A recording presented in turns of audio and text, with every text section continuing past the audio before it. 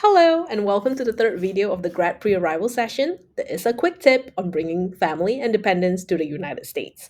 My name is Elaine Tan, and I'm the Senior Student Immigration Advisor here at Notre Dame. I'm here to tell you all about your dependent immigration status and give you an overview of what an F2 and J2 status is. An F2 and J2 status is a dependent status of an F1 or J1 status. The F1 and J1 can request a dependent status for your family or your spouse.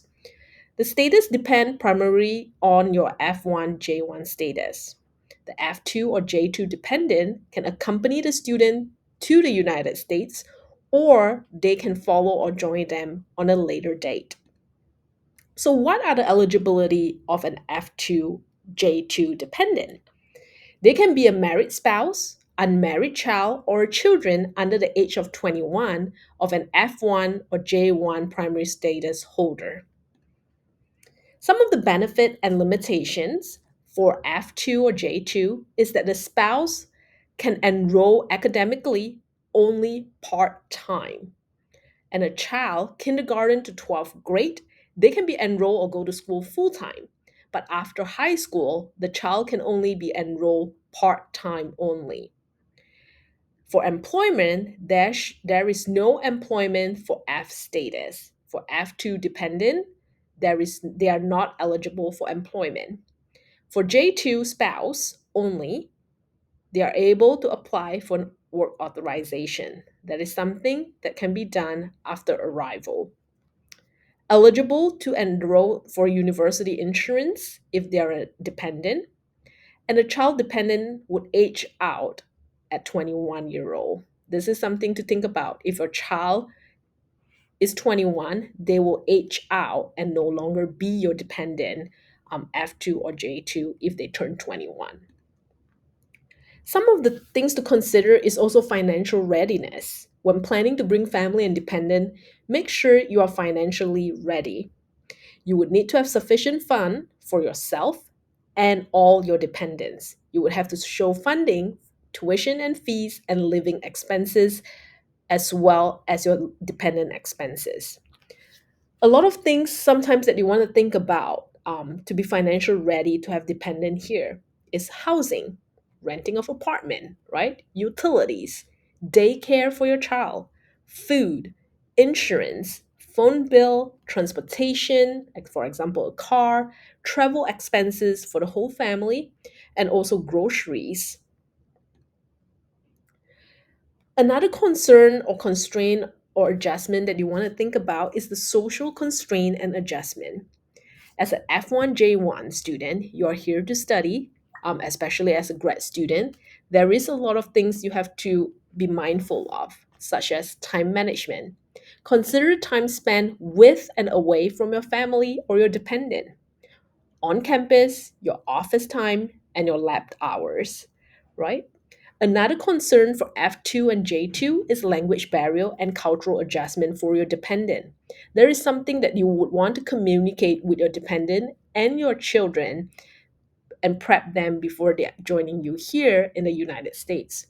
Do they have the community? Do they have the social connection to break that barrier, that language and cultural barrier for your family? Some other things to think about is that F2 is not eligible for SSN. They would not be able to apply for SSN due to that they are not eligible for work authorization or employment. Um, Dependent may apply for a driver license, so your dependent, at age is able to drive and get a driver license is if they would want to. They may also travel independently as long as the primary F1 status is valid. At the end of the F1 program, your F2 dependent would have to leave prior or with the primary F1. Here are some of the resources that you can look into more as you navigate how you're going to bring your spouse here or how to get your spouse the information for dependent. If you go on issa.nd.edu as listed on the top left corner here, you would go to Life in the US, and under on the left tab, there is resources for international spouses. So these are resources that ISSA kind of provide and gave you for your spouses, hopefully to be able to give them some preparation, right, when they are here in the United States. Under resources for international spouses, if you scroll all the way down, there is something that called Family Resource Center. That is a center in Notre Dame that supports family and gave your family resources.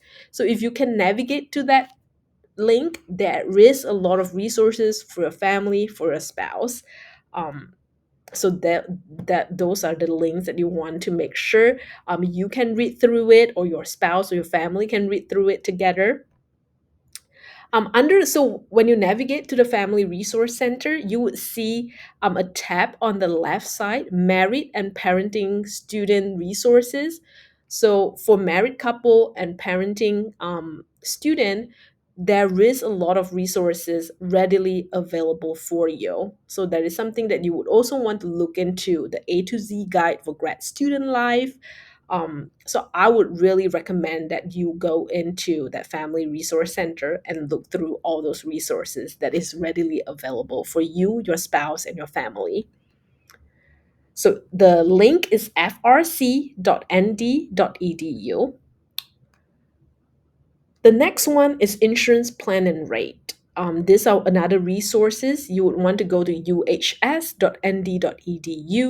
Under there, there's insurance plans and rates. There is a thing that you want to go in and look into getting your spouse or your dependent child and children um, their insurance plan, because medical insurance is very expensive here. You would want your family to be covered under an insurance plan. So, just a quick recap. One, determine eligibility for your spouse or dependent when you plan to bring your family here to the United States. Two, consider the benefits and limitation when you want to bring your family.